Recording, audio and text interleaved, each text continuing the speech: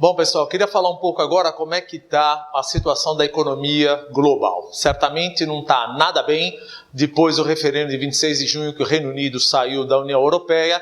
Isso só prejudicou o futuro tanto da União Europeia quanto da zona do euro.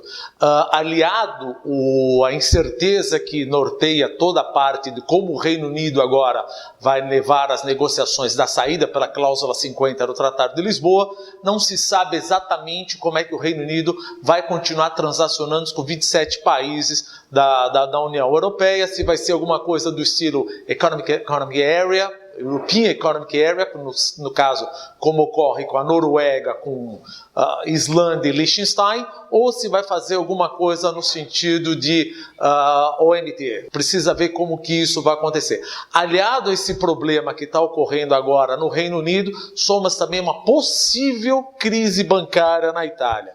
Ou seja, os bancos italianos estão com non-performing loans da ordem de 360 bilhões de euros, sendo que 200 bilhões de euros estão na mão apenas de investidores varejistas. O problema é o seguinte, o problema é que as diretrizes da zona do euro diz que o governo não pode mais ajudar ou fazer o bailout de bancos que estejam com problemas, como aconteceu na Espanha e na Irlanda na crise da zona do euro. Só que 200 bilhões de euros estão na mão de retail investors e se esses retail investors, esses investidores varejistas, acabarem perdendo dinheiro, isso vai ser um problema enorme para o Matteo Renzi, que é o primeiro-ministro da Itália, e isso abre porta justamente para o partido anti-euro, o Five Star Movement, e a Liga do Norte, que é um partido anti-euro, eventualmente de querer fazer um novo referendo ou fazer um referendo para sair da zona do euro. Gente, uma coisa importante, todo mundo diz o seguinte, independência da zona do euro, é importante que você seja,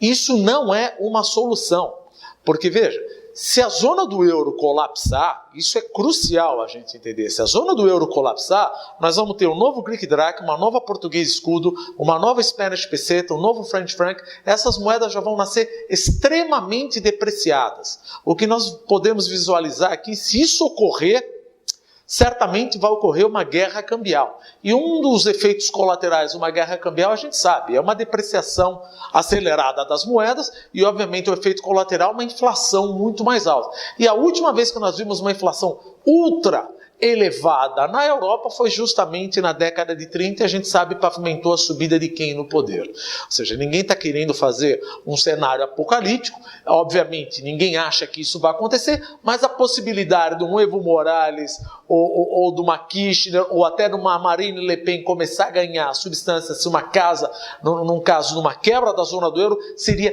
terrível para a economia global. Então vale a pena continuar olhando o que está acontecendo na Itália, o que está acontecendo com o Reino Unido e a possibilidade de subida de partidos anti-euro.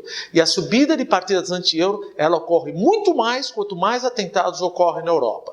Isso é crucial para saber como anda a economia global. Some-se a isso que a China continua no processo de soft landing, precisa de menos hard commodities, commodities metálicas, ou seja, zinco, minério de ferro, cobre, junto com o menor crescimento da Europa como um todo, menor crescimento japonês, é óbvio que no médio e no longo prazo isso vai continuar batendo nas moedas exportadoras de hard commodities. Todas as moedas da América Latina tendem, pelo menos fundamentalmente, a continuar se depreciando, como o dólar australiano e o kiwi da Nova Zelândia. E um problema crasso, como eu estou até escrevendo no meu próximo livro, Crises Econômicas Internacionais, no momento que você quer que o crescimento mundial volte, os bancos centrais desses países estão fazendo o que a gente chama de quantitative easing, afrouxamento monetário. E muitos países já adotaram até taxas de juros negativas, como é o caso da Suécia, da Suíça, só que isso justamente possibilita o surgimento de bolhas especulativas justamente no ativo imobiliário. Veja a bolha especulativa que está ocorrendo agora no Canadá, na Austrália e na Suécia. Aí você pergunta, qual é o problema de uma bolha imobiliária? O problema da bolha não é tão grande assim. O problema é quando o banco empresta para a incorporadora para dar vazão a essa bolha imobiliária. E todas as bolhas a gente sabe, this time is no different, ela acaba explorando. Quando a bolha estoura, leva o preço do ativo, leva o colateral, que é o banco, suscita uma crise, além de uma crise bancária, uma crise econômica. Ou seja, o que está acontecendo é justamente o que aconteceu no Japão em 1989, o que aconteceu com a Espanha e Irlanda em 2007 e 2008, o que aconteceu com a subprime em 2007, o que aconteceu com a Tailândia, Malásia, Indonésia, Coreia em 97 e 98. Ou seja, novas bolhas de ativos estão sendo formadas com taxa de juros negativas ou muito baixa, principalmente no Canadá, Austrália, Suíça e Suécia. Eu acho que é isso que seria o ponto para a gente levar em consideração.